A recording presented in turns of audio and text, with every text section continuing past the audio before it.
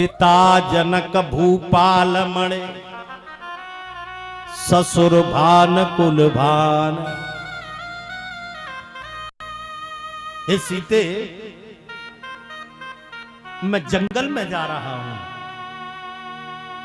मेरे जाने के बाद में आप चाहे ससुराल में रहना या मायके में रहना, पिता जनक भूपाल मण, तुम्हारे पिता महाराज जनक हैं और मेरे पिता महाराज दशरथ हैं। कहीं पर भी रहना, लेकिन माता पिता की सेवा करना। मैं वन के लिए जा रहा हूं।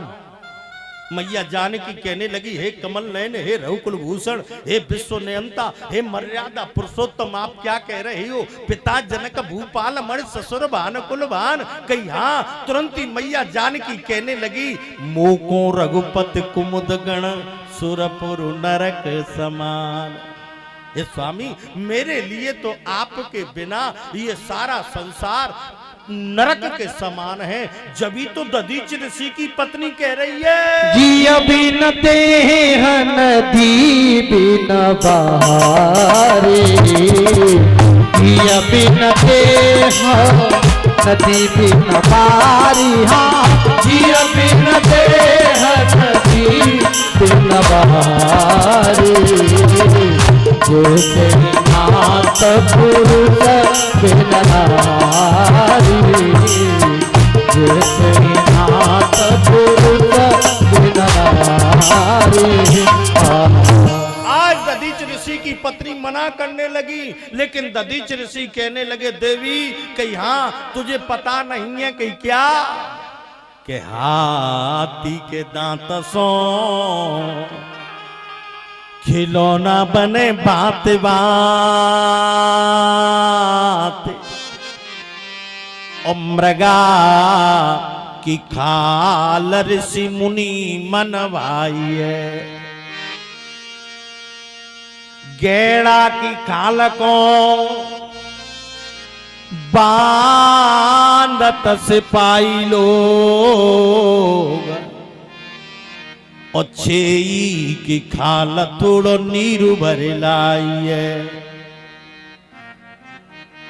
कहें कवि दयाराम, तू भजले सीताराम, मानस की खाल कौका मन आई है। आज दधीच ऋषि की पत्नी, आज दधीच ऋषि कहने लगे, देवी इस शरीर को जला करके राख कर दिया जाता है, लेकिन पत्नी बार बार मना कर रही है। दधीच ऋषि मन में विचार करने लगे, अब क्या करूं? बार बार समझा रहे हैं देवी, कही हाँ, आज मैं धन्य हो गया। कही कैसे? कि तुझे पता नहीं है। कही क्या? कि जन्म जन्म मुनियतन कराई, जन्म जन्म मुनि यतन कराई। हाँ, जन्म जन्म मुनि यतन कराई, अंतराम कहिया बतराई, अंतराम कहिया बतराई। आज दधीच ऋषि की पत्नी नहीं मान रही हैं। दधीच ऋषि ने तुरंत ही अपनी पत्नी को किसी काम से आश्रम के अंदर भेज दिया, और दधीच ऋषि ने देवताओं से कहा, हे देवताओं, मेरे शरीर के ऊपर तुम दही का छिड़काव कर दो। कामधेनु गाय दही के साथ साथ मेरे मांस को चाट जाएगी, केवल हड्डियां बचेंगी, उनको लेकर के तुम चले जाना। देवताओं ने कहा ठीक है, और देवताओं ने ऐसा ही किया। जैसे ही दही का छिड़काव किया, कामधेनु गाय दही के साथ साथ मांस को चाट गई, केवल हड्डियां बची। देवता उन हड्डियों को लेकर के चले गए।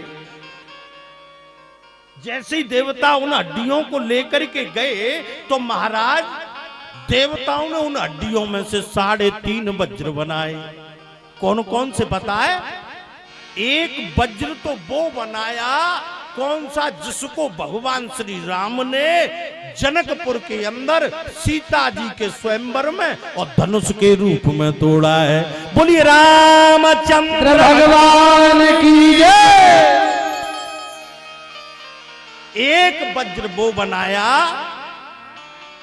जिसको कंस वध के समय भगवान श्री कृष्ण ने मथुरा के अंदर और धनुष के रूप में तोड़ा है। बोलिए कृष्णचंद्र भगवान की जय। एक वज्र वो बनाया जिससे महाराज इंद्र ने और महाराज वृत्रासुर का वध किया है। और महाराज आधा वज्र है वो मैया काली के रूप में और खप्पर के रूप में स्थित है। बोलिए काली मैया की जय। यशोदानंद को लालारी